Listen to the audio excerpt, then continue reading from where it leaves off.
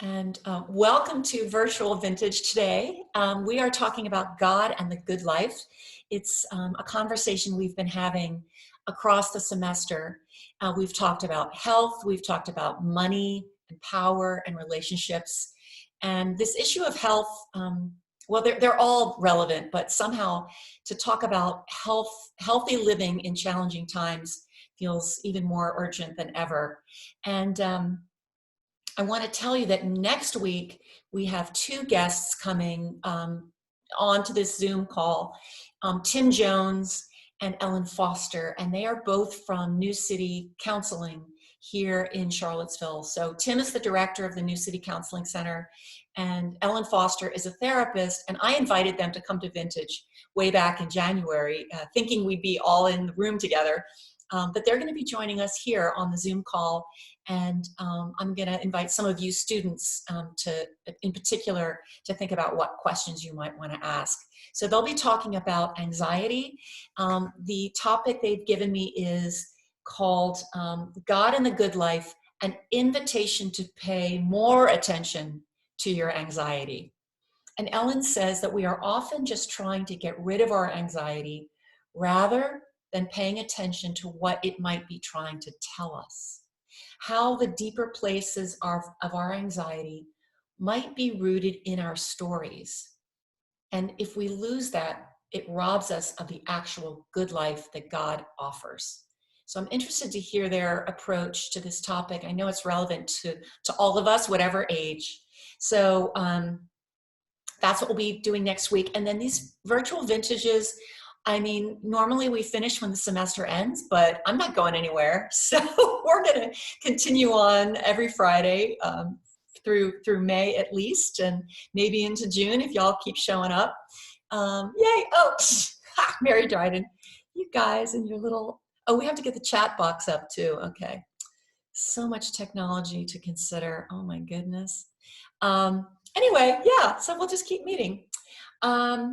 All right, today I thought, just time for some weird old medieval saint. It just felt like, for a little variety, we've had Thomas Kelly and Dietrich Bonhoeffer, so I thought we need a woman. Let's pull out Hildegard von Bingen. She was born in 1098 from a totally different world.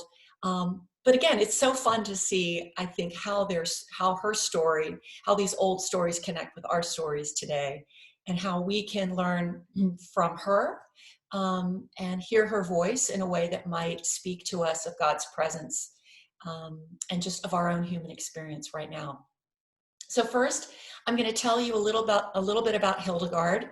I had the privilege of traveling to southern Germany just a little over a year ago, and so I had my Hildegard pilgrimage. Trekking through the rain in January in Germany and hearing the nuns sing, and it was super, super cool. Charles did not come with me. I did. I went to the abbey by myself, but it was really great. I love Hildegard because she was a medical scholar. She was a scientist. She was a healer. She was a musician. She was an artist. She was a leader. She was an aristocrat. And I think especially now where scientists and healers really do make the difference for all of us. They bring insight and dedication in ways that are a matter of life and death for us. And for the people of Hildegard's time, she did bring knowledge and care that's literally saved people's lives. So I think there's a connection here with Hildegard. She was a little girl. She was born to an aristocratic family in Germany. And at the time, southern Germany was very hierarchical. It was a time of nation states that were ruled by kings. The feudal system was very much in place. So people, you had the nobility and the aristocrats. That was Hildegard's level. And then you had people who fought for the nobles, and of course the peasants and the serfs who worked the land for them. And in this society, the church was a place of wealth. It was controlled by men, and the Crusades were just beginning at this time. There was a great deal of conflict, suffering, illness, plague, a lot of superstition. At that time, there was the rumor was going around that the world was going to end, and people had a lot of fear, and there was a real strong impulse with particular people in the church and out of the church that God was a wrathful God and that God was punishing everyone and that the world was going to end. So it was a really difficult time, I think, to grow up and have a vision of the world and of humanity and of God. So anyway, Hildegard was born into this world. She was the 10th child of an aristocratic, wealthy family. She was plagued by illness all of her life since she was very, very small. Many scholars now believe that she suffered from migraines, but she was very weak and sickly. And because she was the 10th child, her parents did something that sounds odd to us, but it was not unusual then. They gave her as a tithe to the church. So the 10th child was given to the church. So her parents took her to the monastery and they handed her over, and she was given to live in an anchor hold with an older woman named Jutta. Jutta was a nun who lived in seclusion in this very contained space. And this little girl, can you imagine, coming from her mother and father to be given into this space with one other person, and they literally locked her in. And as they did it, they said the funeral service over her, because this was to be where she would live and die. It's such a strange vision to us now, but Hildegard grew up there into her 30s in this space with Jutta, who educated her. So she learned basics of education and cared for Jutta as she got older. And we know that Jutta had a real tendency toward self-punishment, focus on repentance, on prayer and humility. But as we read from Hildegard, we see Jutta as a person with a very dark view of God. And for her, sin was the driving force and repentance was the driving impulse. And so it's really remarkable that Hildegard herself was granted a grace of a different vision of what God wanted and of God's nature. And that was a vision of a God who's good, who's generous, who is a creator, who loves green and growth and natural beauty. And so I think it's so remarkable that little Hildegard, in her own space, in her own confinement, as we are, she really knew confinement, came to this vision of God, in which God had gifts, and God gave gifts to her. And when Jutta died, Hildegard had this audacious wish to get out of the cell and create her own community, a community of women, a community of nuns. And there was a whole lot of back and forth and diplomacy because, of course, when you came as a nun, you brought a dowry. You brought the money from your family with you. So she managed to get permission for the bishop. She recruited some other women who had come to be with her, and they left this place, had some land on the river, the Rhine, right by the Rhine River, and they built their own convent there, their own abbey. So in this abbey, Hildegard was the abbess. She was the head of all these nuns, and she led the community. And she really flourished in this position of leadership. And I'm going to tell you a little bit more about her before we get into the reading. She wrote music and poetry. Of course, the nuns came into the church 7 times a day to pray the prayers. This was the rhythm of praying the divine office. And they sang Gregorian chant. And so Hildegard began to write her own poetry and her own chant in praise of God. And musical scholars now see all kinds of innovation in her music, because she was, she sang the music, she knew the music, but she wasn't a trained chant writer. And it's really cool, I think, that she puts her own spin on it. And you can go on YouTube or on Spotify and you can listen to Hildegard all day, which is what I did yesterday. But we see in her poetry all kinds of new visions of what God is like. She serves the community through healing. She knew all about the plants. She was fascinated by animals and plants and the healing properties of these plants. And of course, there was no hospital at the time. Medical care happened at the monastery and at the convent. So if you were a person who was sick and you needed care, you went to the monastery. And so Hildegard taught the sisters all about the different remedies and the plants, and we'll read a little bit about that in a moment. Toward the end of her life, she went on a preaching tour. She lived to be 80, which is incredible at that time in the Middle Ages. And she walked she ended up starting another abbey. Like apparently every day she would trek from one abbey to the other. So I think all that exercise is good for you. But she went on a preaching tour through southern Germany. She was the first woman to preach in public.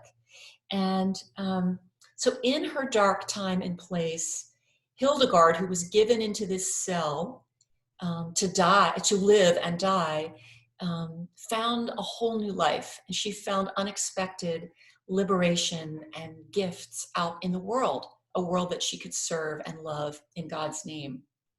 One thing we know about Hildegard is that she had visions.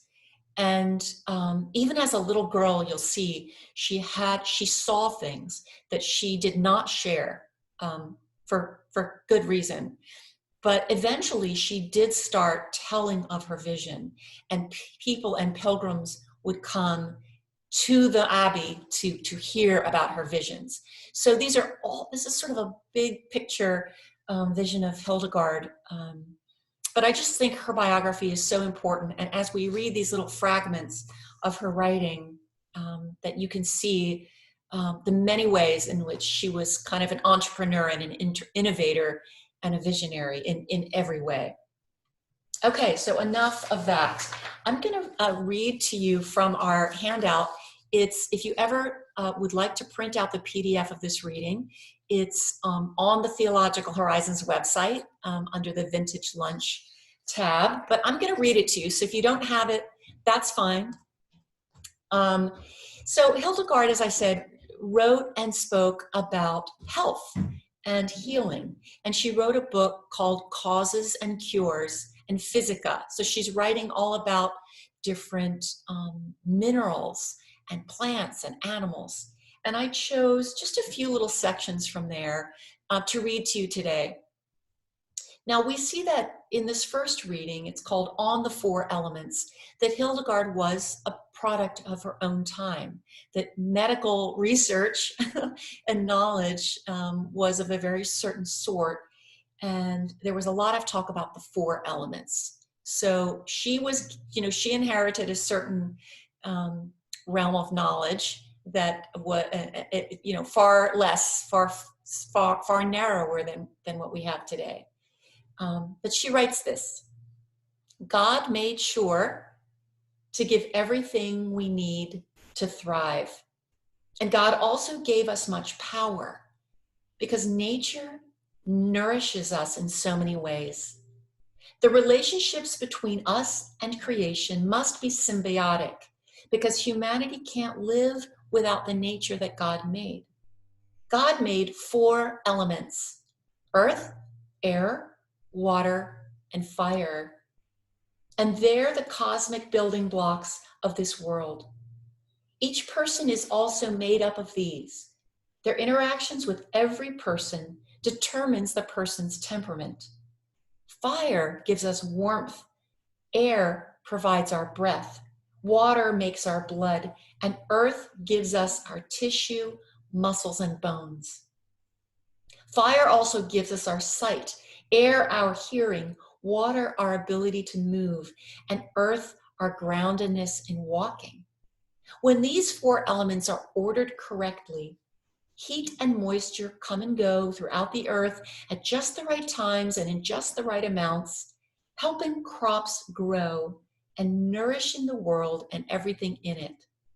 However, if the four elements come too much all at once, out of order and out of season, they rip the world apart and make it sick. Likewise, the elements must be balanced within each person, or that person becomes sick and will die. Let's pause. I mean, in so many ways, to me, this sounds very archaic. You know, the idea of the four elements, very medieval. But I'm wondering, is there any insight in here that you think still holds up today when we think about health and medicine? I know this is weird on Zoom, but if you want to unmute yourself and make a comment, you're welcome, or you can chat in the chat box. But is there anything here that seems to you to be still true? Well, I'll speak up. You can die David. of hyperthermia or hypothermia, too hot or too cold. You can die of dehydration. Yeah, thank you. So Isabel, here's her intuitive sense of balance. Now we have modern terminology and understanding of some of these things. Yeah. Isabel mentions balance. She hears balance here. Yeah. I just want to share, it's so strikingly similar to what the Chinese medicine has for thousands of years. It's in the Chinese medicine, it has 5 elements, including metal, but all the other, descriptions are almost exactly the same. And also I agree with what Isabel said about balance, and that is also what the Chinese medicine is trying to teach us, and it's still being advocated and practiced in modern life. I'm so glad you're with us today, and you could add that. And you think about Hildegard, okay, she's there in like the year 1100, and your family is in China, saying the same thing. Very, very beautiful. Thank you. Let's read the next section. She talks about the most important meal of the day, of course, which your mother always told you was breakfast, right? So she talks about spelt, which is a kind of wheat, and you can actually still buy it. Bob's Red Mill is a company that makes spelt. So I'm just telling you, there are all kinds of recipes. Go crazy. She says, a warm breakfast is important. The first thing a person eats in the morning should include something made from flour, because dry foods make a body strong, as do fruits. Flour must be made from wheat without sifting the bran, or the result will be a loaf of anemic bread. I love, there's your whole wheat bread. Of all the grains that can be made into flour or porridge, spelt is the best because it's hot, healthy, and nourishing. It warms the blood, sticks to the backbone, and is easy on the digestive tract too. It will strengthen you and make you happy. Also, if someone is sick, you can boil spelt and mix it with egg and lard to make a tasty, potent medicine. So clearly she wasn't thinking about gluten problems, but interesting. Okay, and then she goes on in another section and talks about apples. The apple tree has a hot, moist nature and is a very good medicine. If someone has a migraine, a sick liver or spleen, or indigestion, they should gather the tender roots of the apple tree and put them in a jar of olive oil. Then place this mixture out in the sun to heat up. Drinking this regularly before bed will lessen headaches and other pains. Apples themselves are easy to digest and grow with the dew. They're fine to eat raw unless a person is sick. When cooked or fried, dried, apples are good for anyone. Any thoughts or responses to the recommendations of spelt or apple? Did you hear anything in here that really resonated with you?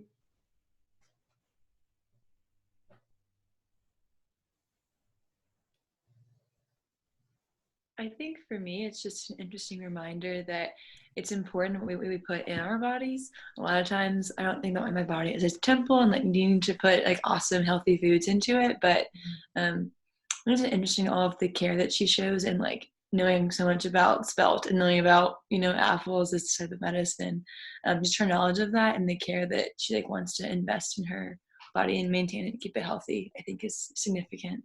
Yeah. Thanks, Caroline.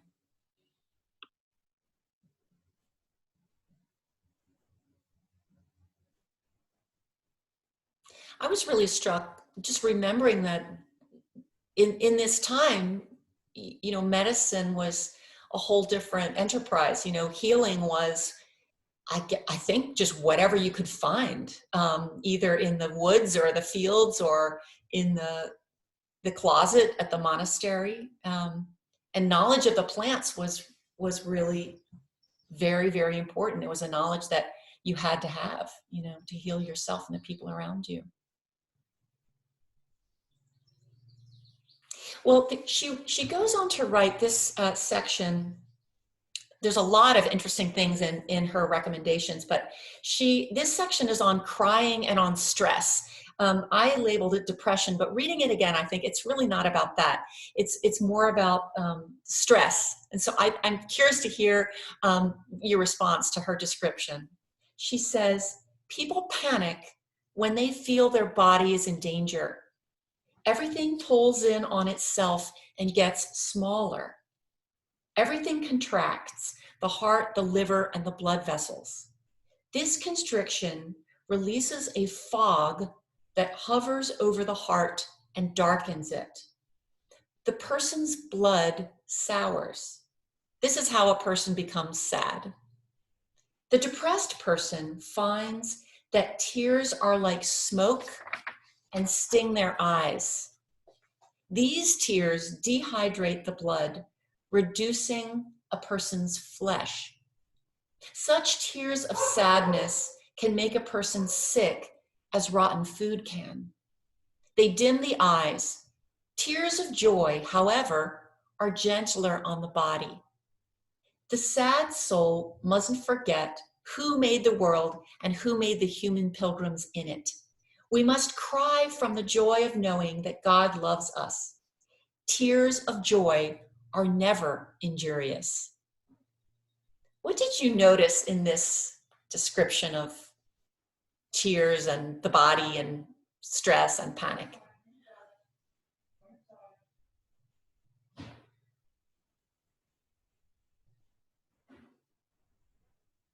I thought it was interesting. Can you hear me? Yeah, I can hear you, Dominique. I thought it was interesting that she said how the blood sours. I never, kind of thought of it like that. That was like very descriptive. But I also kind of always thought that crying was healthy. Like when you're sad, that crying was a healthy thing. And I kind of got from this that it actually is, seems like an unhealthy thing as well. And I think there can kind of be both sides, to where even when you're crying, when you're sad, it may not always be a good thing, and to think of your tears as smoke and blood souring. Yeah. I was thinking the same thing. I'm like, hey, wait, I read something about tears. So I looked it up, and there's a clinical psychologist who its WebMD is Crying Good for You. And he talks about crying releasing stress, right?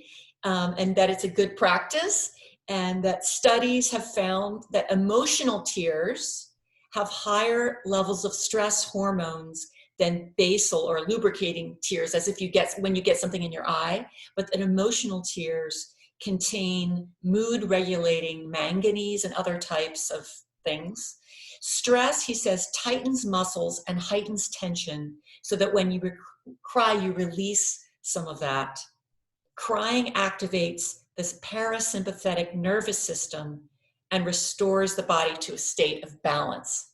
So how interesting to me that she describes like panic as something that, that helps you, that makes you constrict and things get smaller, and yet crying, is a release. So Yeah, what about this unhealthy crying? What could she be talking about, do you think?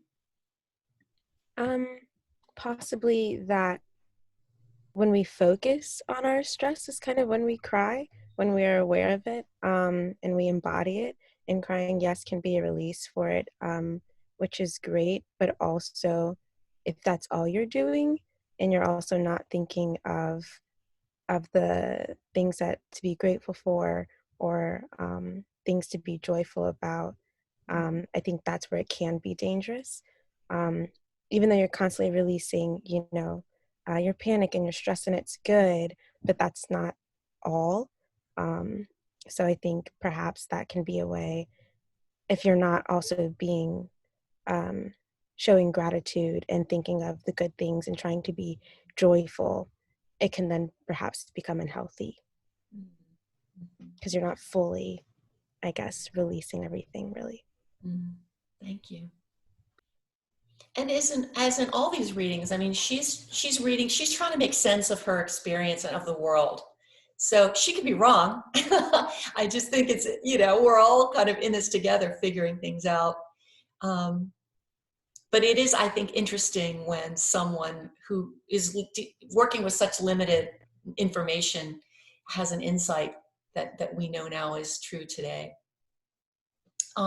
Okay, let's keep reading. I'd like to turn now to some of her, thank you for adding that chat. Crying is healthy, but indulgence in crying is harmful. And crying is healthy when there is no hope. Okay, good, thank you for those. Okay, so I'd like to read a couple of her poems, which were chanted, and I'm gonna, if my technology works, I'm gonna play you some of her chants in a minute. But she says this about music and poetry. She writes, looking at the clear sky, I heard many different kinds of music in it, expressing every meaning I'd ever heard in my visions. I listened to the happiness of those in heaven, praising the Creator. I also heard them singing sad songs, telling those who'd forgotten God to praise God. And I listened to the virtues giving encouragement and advice. The singers made sweet music like this. Here's one of her songs. Spirit of fire, Paraclete, that is Holy Spirit, our comforter. You're the live in alive, the bee in every creature's being, the breath in every breath on earth, doctor of the desperate, healer of everyone broken past hope, medicine for all wounds, fire of love, joy of hearts, fragrant strength, sparkling fountain, protector, penetrator. In you, we contemplate how God goes looking for those who are lost and reconciles those who are at odds with him. Break our chains. You bring people together. You curl clouds, whirl winds, send rain on rocks, sing in creeks, and turn the lush earth green. You teach those who listen, breathing joy and wisdom into them. We praise you for these gifts, light giver, sound of joy, wonder of being alive, hope of every person, and our strongest good. Is there all these descriptions of God? Was there any one image that really popped for you?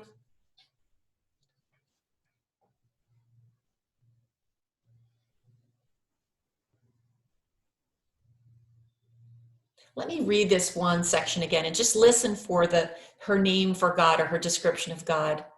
So Mary Dryden likes healer of everyone broken past hope. She says, doctor of the desperate, healer of everyone broken past hope, medicine for all wounds, fire of love, joy of hearts, fragrant strength, sparkling fountain, protector, penetrator. And then she calls on light giver, sound of joy, wonder of being alive, hope of every person. So you're hearing medicine for all wounds, healer of everyone broken, fragrant strength.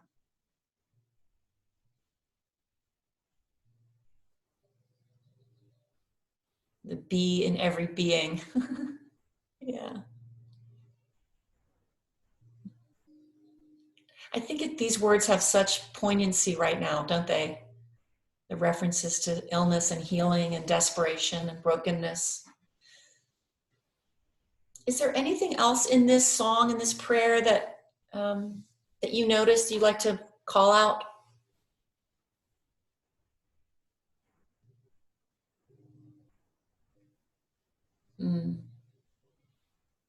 David mentions, doctor of the desperate, how widespread are depression and anxiety today. People in need of medical prescriptive help.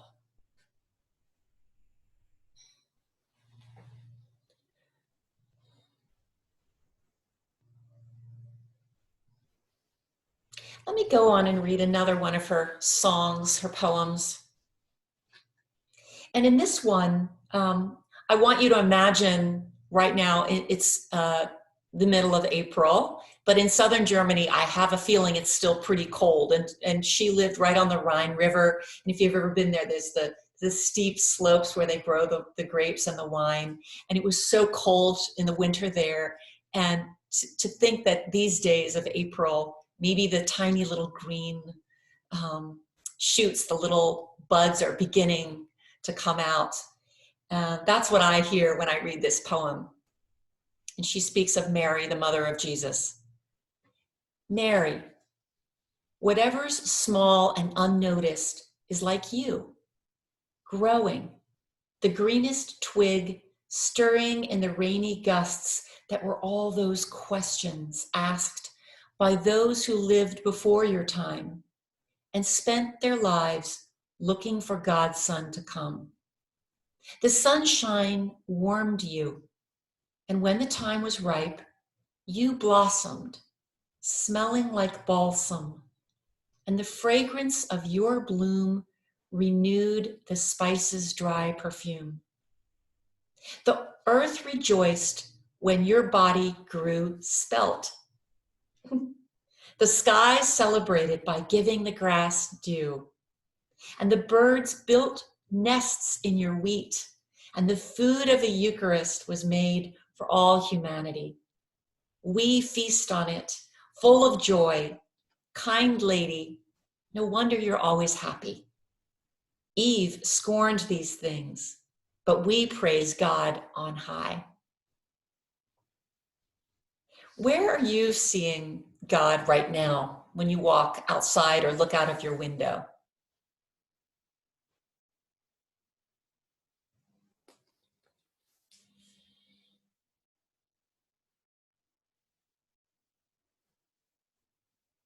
I think I most often see God in the weather and in sunshine, and it's really beautiful today. Thank you. Families walking together, riding bikes.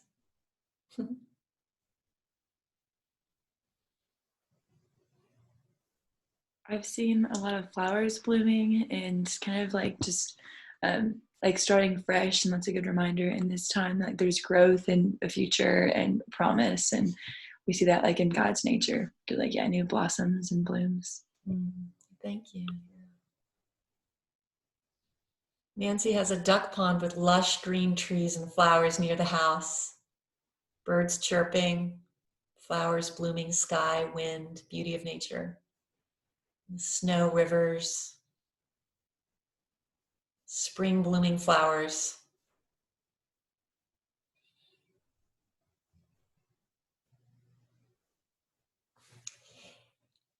Okay, I'm going to try something now.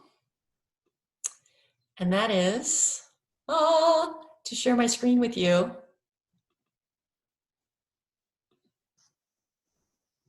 Can you see it? Okay. Can you hear it?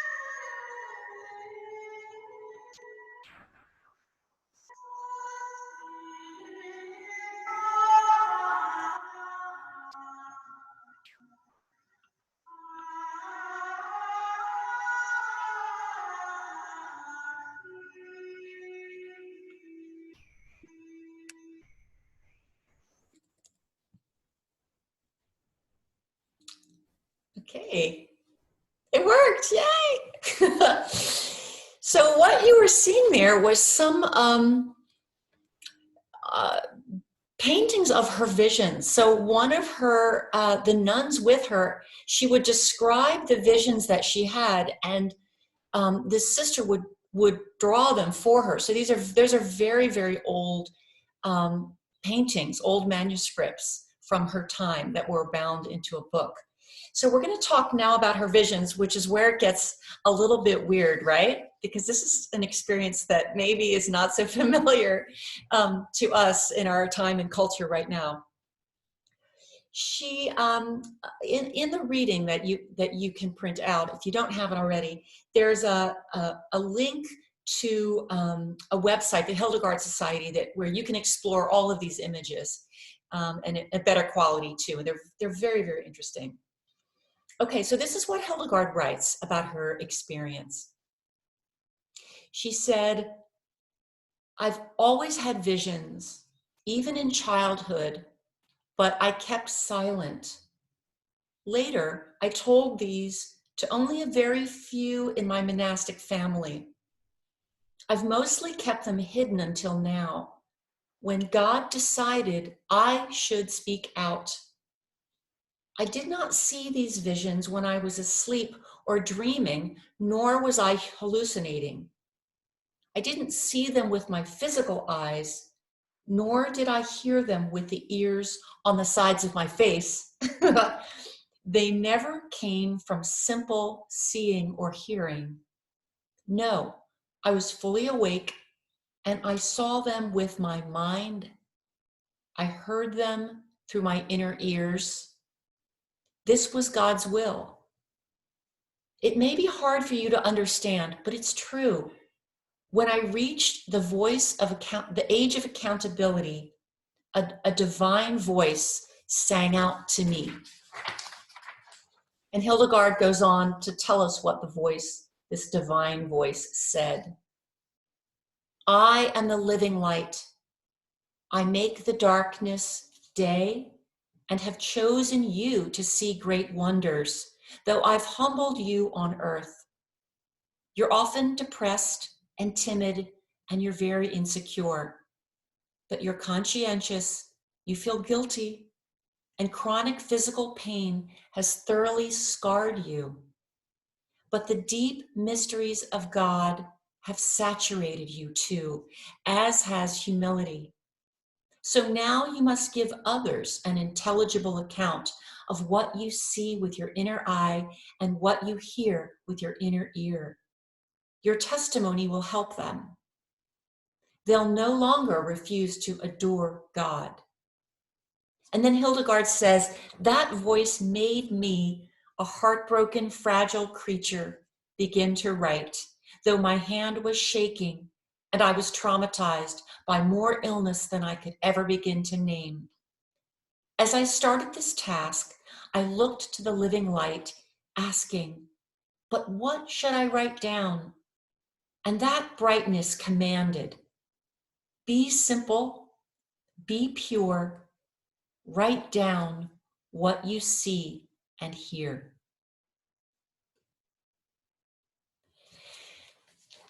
So any thoughts about this experience of hers? I'm curious to know if you've had any experiences, I don't know about visions maybe, but any encounters or experiences you've had that you were maybe reluctant to talk about or to share with others, and what held you back? That's kind of a personal question, but you're invited into whatever you might want to say.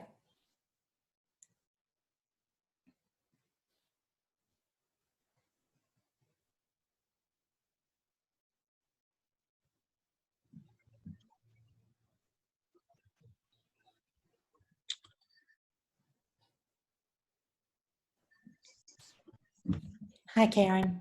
Hey, Carrie. How are you? Good. I see pictures. I've probably seen them all my life, and I didn't realize I was seeing them until I was praying with a group of women. And there was this picture up here, and I wasn't paying attention to it. And someone prayed the picture. And I realized that that's a way for God to prompt prayer for me. Pray that picture. Thank you for sharing that. Katie says that shame holds her back from sharing. I think that's such a human experience. Yeah. I found it's not something that I haven't shared. But this is where she writes. Could you try again? Not my phone, because I have it on my phone. Okay. I'm looking at it's so I don't believe I've had visions. For me, it's God in very short snippets, and then I go long periods without even feeling his presence. So the rest of what she's saying, chronic pain and depression, anxiety, my life, my entire life,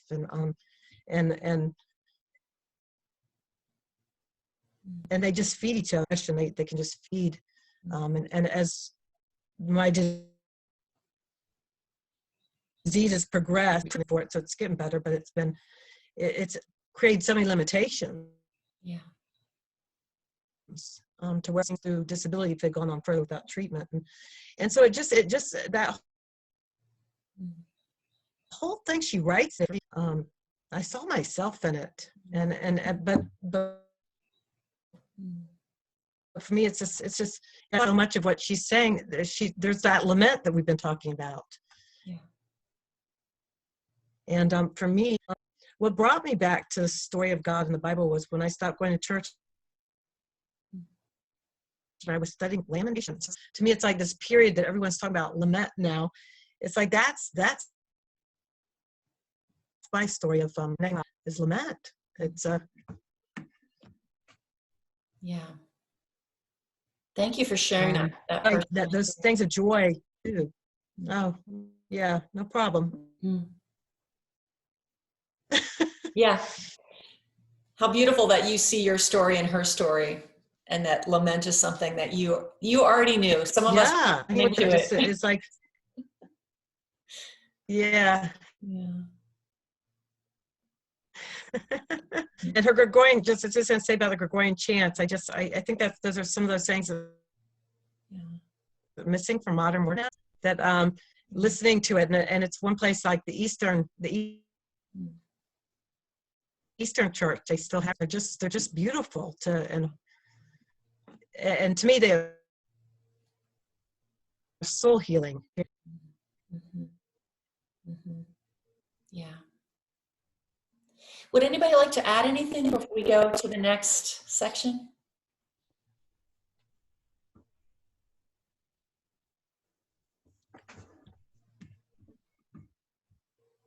Let me read the next vision that she has. This is one of these visions that are described in the art that you saw. She says, 3 enormous stars appeared, then more celestial bodies of all sizes, all dazzled. Then the most radiant star of all rose and shone on the flame as a light like dawn began sparkling on earth. The flame was drawn into this luminosity without being separated from the burning fire. This was a miracle because in the brightness of that morning, God's Spirit rose. Then I saw a man of peace walking out of this bright dawn. He empties his light out into the darkness, and the darkness pushed back until he bled. But when he released his blood and pale white dying skin, these hit the darkness so hard that the cold to the touch person who lay prostrate in death felt the warmth of his finger, started shimmering, got up and walked out. You must know that the man of peace who walked out of the sunrise radiated more brightness than I can tell you. He kept walking until he came into his glory, where everything is illuminated by the light of love and perfumed with his holiness.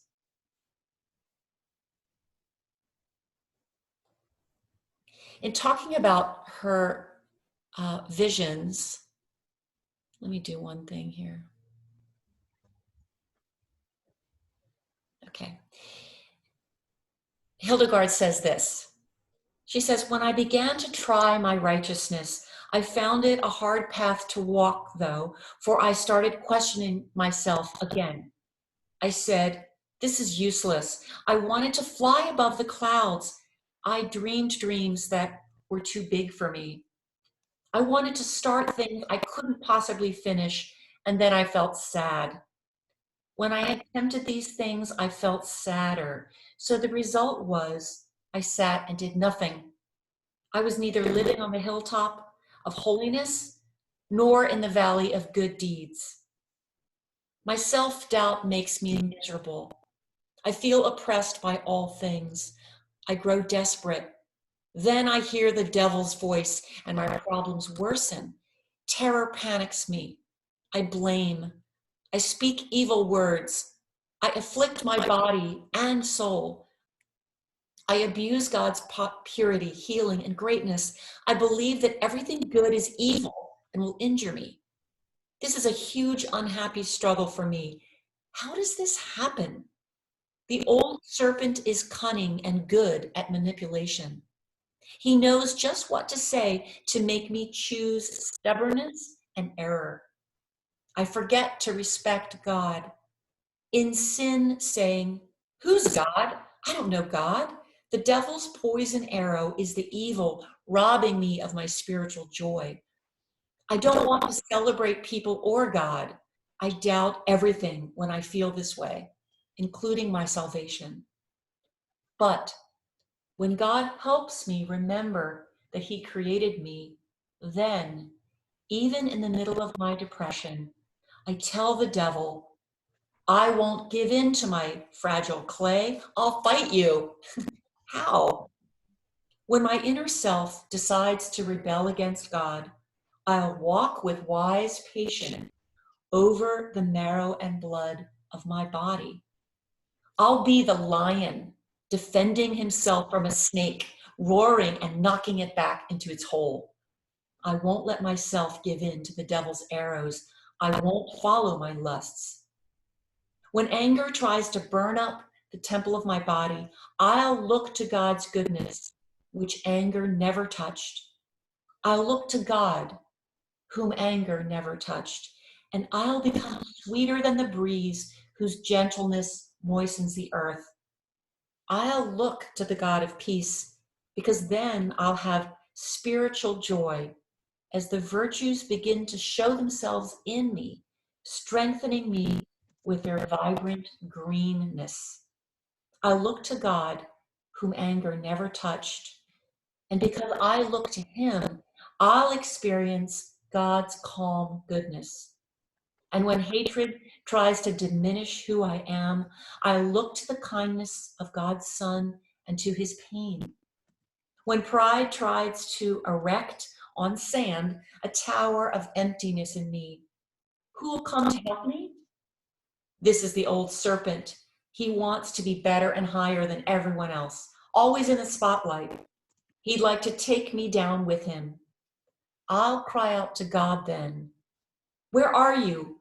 I can do nothing good without you." I'll look to God who gave me life. Instead of building an inner tower of vanity, I'll become a sturdy, secure stone in God's foundation.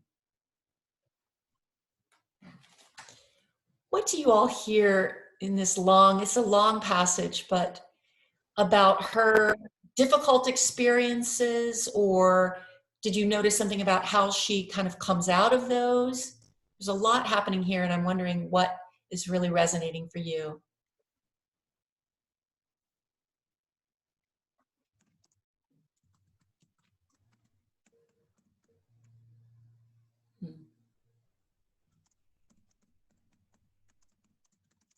Thank you for your comments.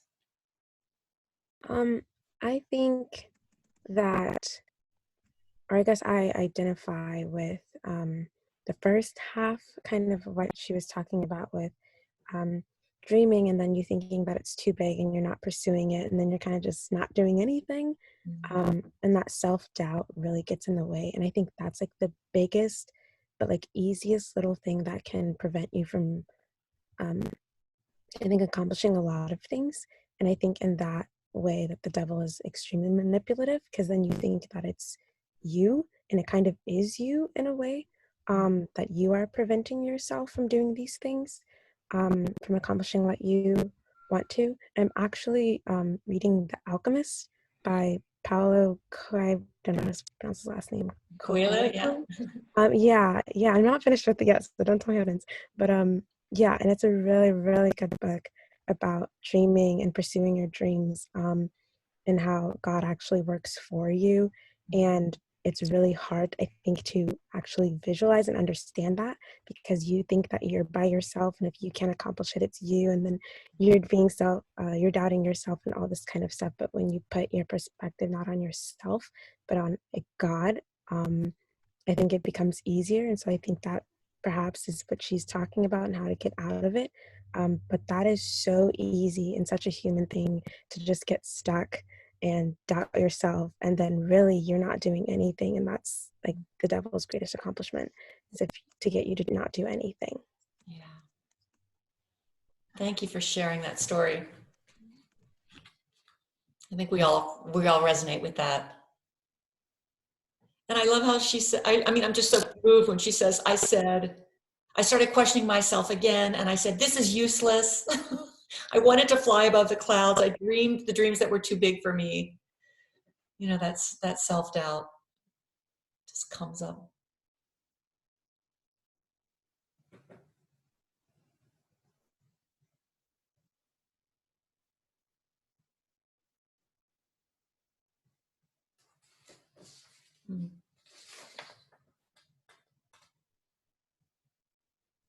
I'd like to share another vision of Hildegard's with you.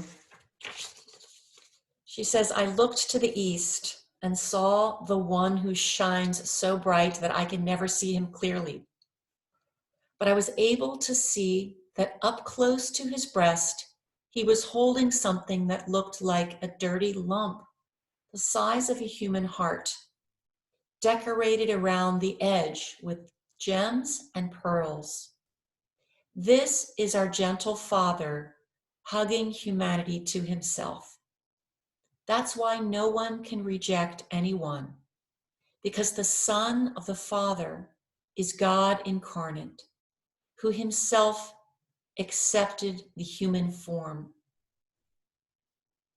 Let me read that as our time comes to a close, this vision that Hildegard has, and where you might be in this vision. If you could sort of put yourself into the picture, where you might be and what it might feel like. We'll just sort of use our imaginations to do this. I looked to the east and saw the one who shines so bright that I could never see him clearly. But I was able to see that up close to his breast, he was holding something that looked like a dirty lump the size of a human heart, decorated around the edge with gems and pearls. This is our gentle Father hugging humanity to himself. That's why no one can reject anyone, because the Son of the Father is God incarnate, who himself accepted the human form.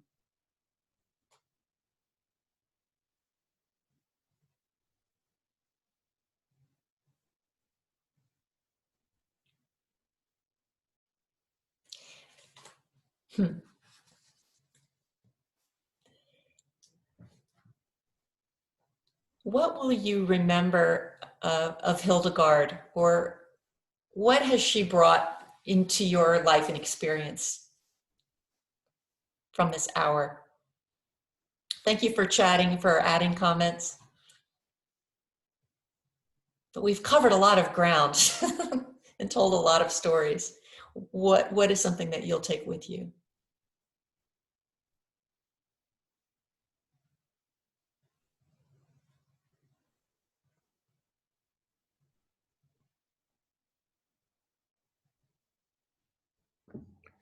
For me, there's always the music. You mentioned Spotify and all that, but if you are a dinosaur like me, you play your CDs. And the title to this one is really great, Voice of the Blood. How's that for an album title? Yeah. I think it's 5 CDs worth of her music. They were made in the 90s, and it was, I think, Karen, in the late 80s that people started to rediscover. Exactly. Yeah. Mm-hmm. Right. And then, in the 90s, more and more people. So Sequentia is the label on this. I think there are 5 of them. Mm-hmm. And beyond that, I mean, who can we think of who's a more fully realized human being than Hildegard? Yeah. And, in our UVA world, of course, there's Mr. Jefferson, who is Mr. Everything, and he was about the last human being who could be on top of, every field of human endeavor. After he died, it wasn't possible any longer for anyone to do it. But he walked away from the Christian faith he'd been brought up in as a child. And here is someone who's at the forefront of everything, but she's doing it in the faith. Thank you. Yeah. Well, I hope this is just the beginning of exploration of Hildegard, and thank you for coming together today to share this hour of virtual vintage, for holding up one another's experience of this whole range of faith and doubt and illness and health and hope and brokenness. It's a beautiful thing that we have this opportunity to be together, even though we are apart. And I just appreciate each of you so much. And I would ask, perhaps in the coming days, that we pray for one another. We don't all know each other, but we've spent this time sharing our hearts. So hold that lump, the heart of the other, close to you, and thank you for all the ways that you share. So may the Lord Christ go with you wherever he may send you, protect you through the wilderness, protect you through the storm. May he bring you home rejoicing at the wonders he has shown you. May he bring you home rejoicing once again into our doors. Lots of love. Go in peace. Thank you. Talk soon. Thank Bye. you. Adrian.